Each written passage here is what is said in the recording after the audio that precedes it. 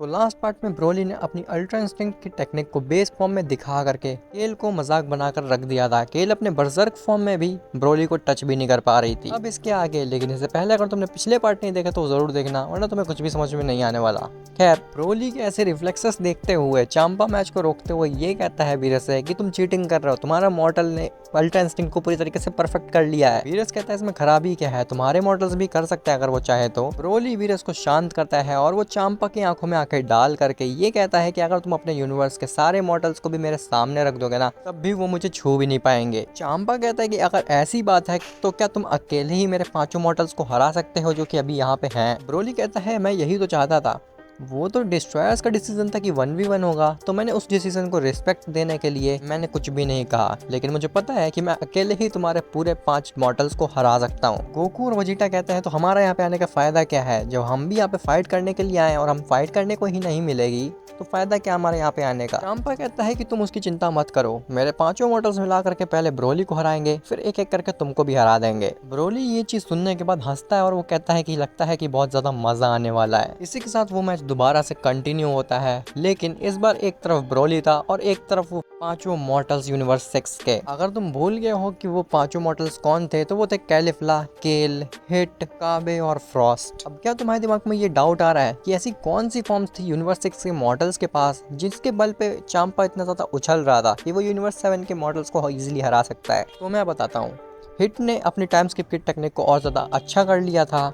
इसके साथ जो सेयंस थे, काबे, कैलिफ्ला और केल, उन्होंने सुपर सेन 4 फॉर्म को अचीव कर लिया था। अब क्योंकि चांपा ने इस फॉर्म को यूनिवर्स 7 के किसी भी सेन के पास नहीं देखी थी, तो उसे लग रहा था कि ये फॉर्म बहुत ज़्यादा ताकतवर है और ये गोकू के अल्ट्रा इंस्टिंक्ट को भी हरा सकती है। लेकिन उसे ये नहीं पता था कि गोकू और वजीटा ऑलरेडी ये फॉर्म अचीव कर चुके हैं। इवन ब्रोली के पास तो सुपर सेन 4 प्राइमल इंस्टिंक्ट थी। खैर, मैच स्टार्ट होता है और ठीक जैसा ही ब्रोली ने कहा था कि तुम्हारे कोई भी मॉडल मुझे छू भी नहीं सकते, वैसा ही होता है। कोई भी मॉडल छू भी नहीं पाता ब्रोली को।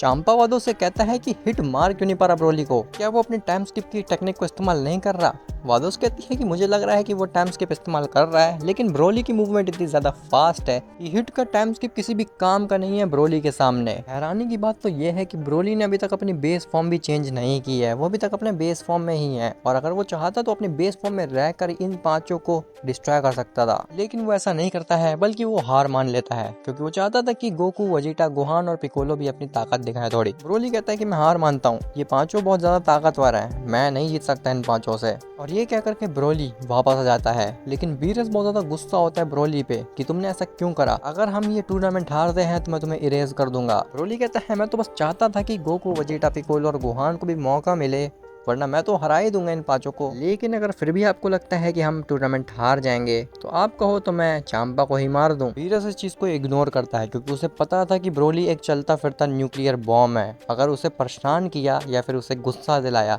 तो हो सकता है कि वो हम सभी को मार दे। यहाँ पे चांपा एक बहुत बड़ी गलती कर देता है। वो ब्रोली से कहता है कि क्या फायदा इतनी खतरनाक टेक्निक होने का तुम्हारे पास जब तुम मेरे 5 मॉडल्स को नहीं हरा सकते। तुम्हारे जैसे बेकार मॉडल के पास अल्ट्रा इंस्टिंक्ट है, ये तो बहुत बेइज्जती की बात है एंजल्स के लिए। ये चीज सुनने के बाद ब्रोली चांपा के पास जाता है और वो चांपा से कहता है कि ये तुम चाहते हो कि मैं सच में अपनी असली ताकत दिखा दूं। चांपा कहता है कि तुम्हें डिस्ट्रॉयर से बात करने से पहले झुकना चाहिए, तुम आंखों में आंखें डाल करके डिस्ट्रॉयर से बात नहीं कर सकते हो। ब्रोली कहता है कि मैं तो ऐसे ही बात करूंगा, अगर तुम्हारे अंदर ताकत है तो तुम मुझे झुका के दिखा दो। अब ये चीज चांपा को ईगो पे लग जाती है और इसके बाद चांपा अपनी हकाई एनर्जी का इस्तेमाल करके ब्रोली को इरेज करने की कोशिश करता है, लेकिन चांपा की हकाई एनर्जी का ब्रोली पे कुछ भी फर्क नहीं पड़ता। इवन चांपा की हकाई बॉल को ब्रोली पूरी तरीके से नलीफाई कर देता है और वो चांपा को गर्दन से पकड़ के कहता है कि क्या तुम्हें सच में देखनी है मेरी असली ताकत क्या है, तो अभी मैं तुम्हें दिखा सकता हूँ। वीस बिना देर करे ब्रोली को शांत करता है क्योंकि अगर वो थोड़ी सी भी देर करता तो हो सकता था कि चांपा पूरी तरीके से मर जाता। अब इसके आगे क्या कंटिन्यू होगा टूर्नामेंट और क्या होने वाला है इसके आगे, वो तुम्हें पता चलेगा नेक्स्ट पार्ट में।